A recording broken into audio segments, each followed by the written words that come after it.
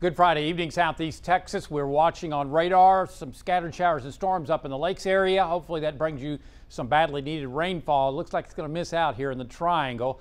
Otherwise, here's what we're expecting for the weekend. Record high temperatures, a 10 to 20% coverage both days. I know it's low, but at least we're moving in the right direction, at least having something in the forecast. But looks like through the next 3 days, Monday will be the best day for scattered showers and thunderstorms as a weak front pushes through. So that means cooler morning low temperatures are expected coming up Wednesday and Thursday. Could see some upper 60s in the lakes, lower 70s in the triangle with dry weather and lots of sun and low humidity. Then we'll be watching a tropical upper level low pressure, or trough of low pressure, I should say, setting up over the Texas coastline Friday, Saturday, and Sunday a week out towards the Labor Day weekend. So that could bring some very beneficial rainfall with scattered showers and thunderstorms Friday, Saturday, and Sunday, the 1st, 2nd, and 3rd of September. Unfortunately, on the allergy report, weed pollen is up and so is mold compared to yesterday. Tomorrow, a 10 to 20% coverage is expected. Highs between 102 and 105. Another heat advisory and excessive heat warning will be in effect. Of course, don't forget the sunscreen. The UV index will be extreme at 11 coming up tomorrow. So this is for the triangle.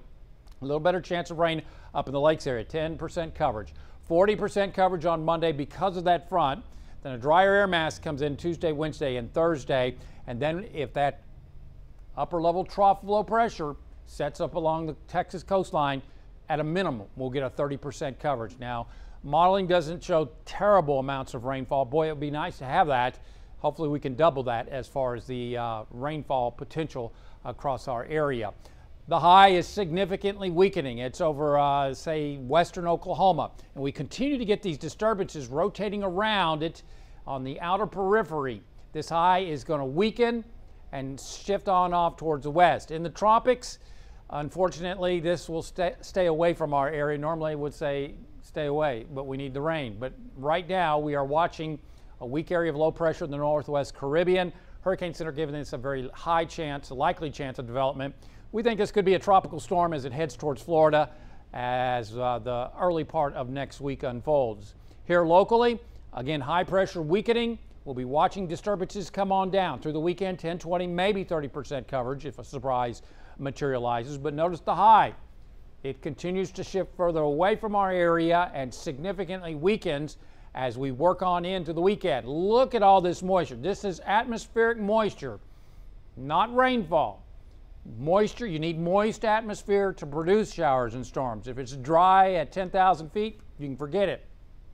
So we'll see this moisture move on in because of the northerly flow around that high, and then a front. So that front with the moisture and these disturbances moving on in looks pretty good as far as rainfall coming up, at least scattered showers and storms expected Monday of next week. Keep your fingers crossed.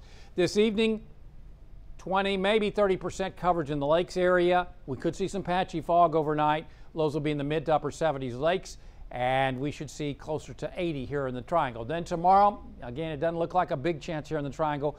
We'll give it a 10, maybe 20% coverage. Best chances will be up in the lakes area, but it is going to be hot once again across southeast Texas with highs in the triple digits. Likely to see records once again broken. On the Gulf of Mexico, looking at slightly choppy seas tomorrow around 1 to 2 feet. We'll see northwest winds at 5 in the morning, becoming southerly at 5 in the afternoon. High tide 1:46 a.m. If you're going to go do some fishing, you better do it overnight. Otherwise, this evening, a 10% coverage triangle, maybe as much as a 30% coverage through about 9 p.m. here in the triangle, or in the lakes area, I should say. Lows in the lakes area, mid 70s, closer to 80 in the triangles. Winds go calm. Again, could see some patchy fog. Tomorrow, because of the critical wildfire danger across the area, another red flag warning will be in effect for all of southeast Texas. Excessive heat warnings, Hardin, Tyler, Jasper, Newton counties. Heat advisory for Jefferson and Orange County. Heat indices could be around 110 degrees. So we'll go with a 10 to 20% coverage of late afternoon showers and storms. About 103 in Orange and Beaumont, 102 in Port Arthur, 105 in the lakes area, maybe 106. Your extended forecast showing that hot weekend with record highs. A very small chance, but at least we have a chance in the forecast.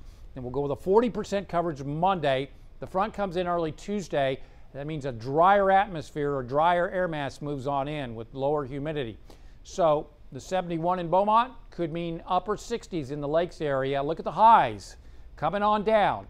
So this is very helpful. We get some rain, cooler afternoon high temperatures, and then if everything works out and the modeling is correct, towards Labor Day, we could see that 30% coverage across each day, Friday, Saturday, and Sunday the following weekend. Look at the high temperatures, low to mid 90s, maybe cooler.